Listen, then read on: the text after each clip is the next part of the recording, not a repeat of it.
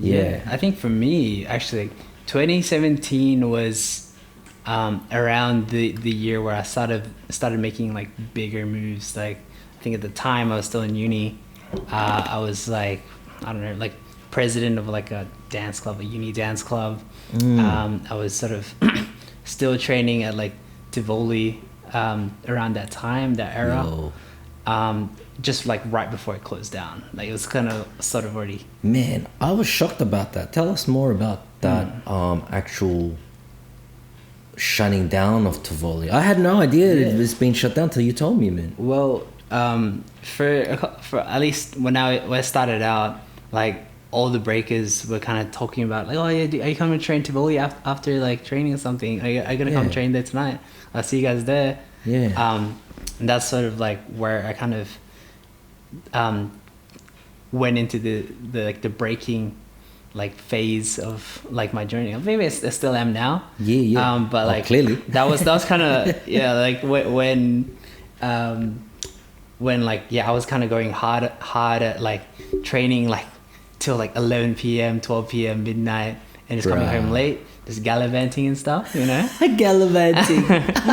Yeah, so I was there.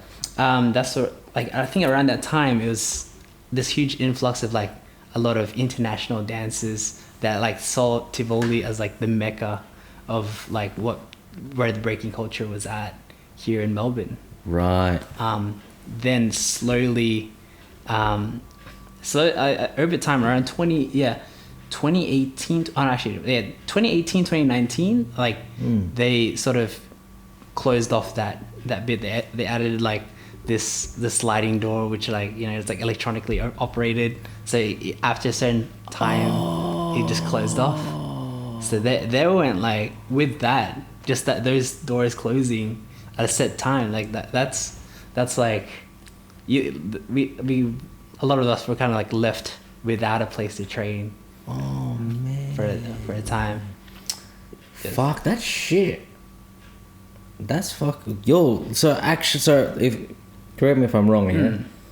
So you know how like when you used to go into Tivoli, subway on one side, Deli France on the other, right? Yeah. And it kind of ramps up a bit, yeah. Yep. So there, somewhere there, they built these sliding doors. No. I'd say it's kind of like there's Starbucks and then like a bunch of other shops. Where the original Tivoli space was kind of just after the ramp, it kind of just straightens out, and then until you get to this like roller garage door that kind of closes down, and that's kind of like where we like trained for quite a bit. Like obviously at the time I didn't really consider myself as like a breaker because I was doing like a bunch of other stuff like crump and stuff like that.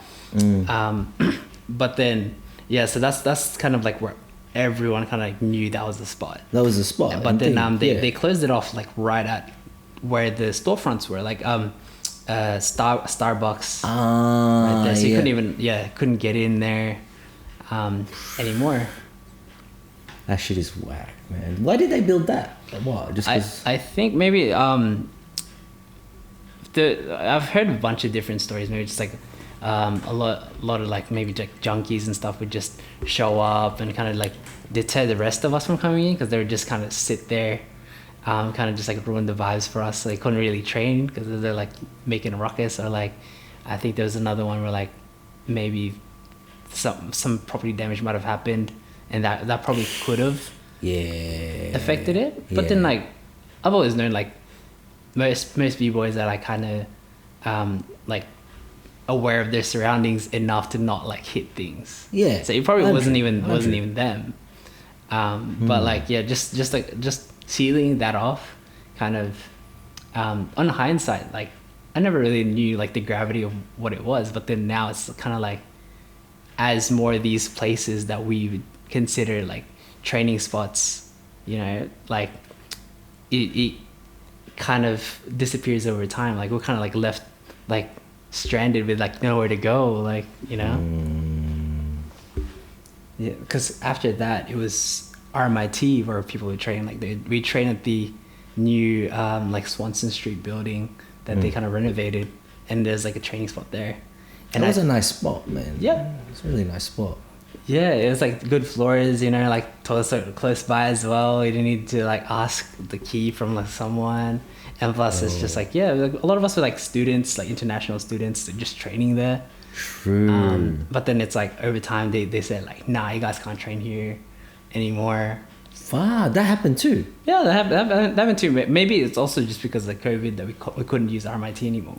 Ah, right, right. But right, like, right. yeah, after like a while, they kind of like, you were kind of sort of slowly like pushed out of those spaces. So like now, where do we go? Like, for me, like as a dancer, like on the come up, like around those years, like man, like where would I have been if like I couldn't like learn how to dance, you know, like because for me like a lot being a broke uni student, you gotta like find ways to like learn dancing, like and a lot of that is just through the street. That's why it's street dance, right? Yeah.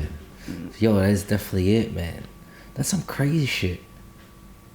Wow. I actually am just starting to realize like how much actually went down in essentially like a 2-year, maybe 3-year period.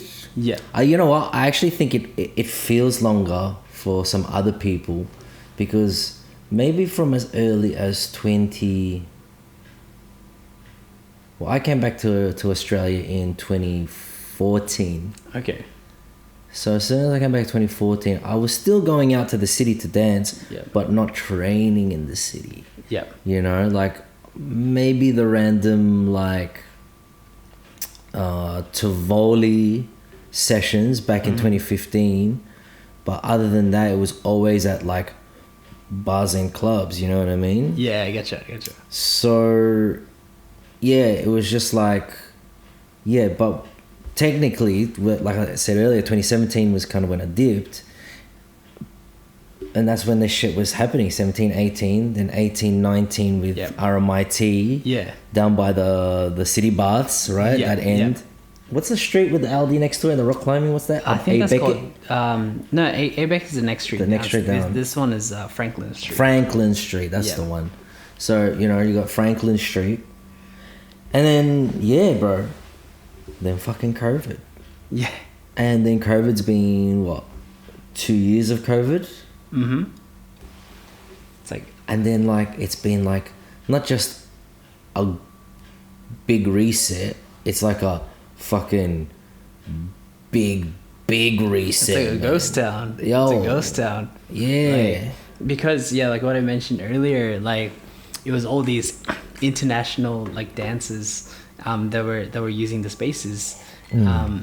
Obviously, like, visas would run out, or like they'd have to just kind of like move somewhere else that's like more sustainable. So that's like in the city, like there's not really that much people, like not really that much people like being able to use spaces anymore. Like I think now, like the only spot that people train really is IMAX. True. So it's still alive, still kicking, but like it's not what it used to be. Yo,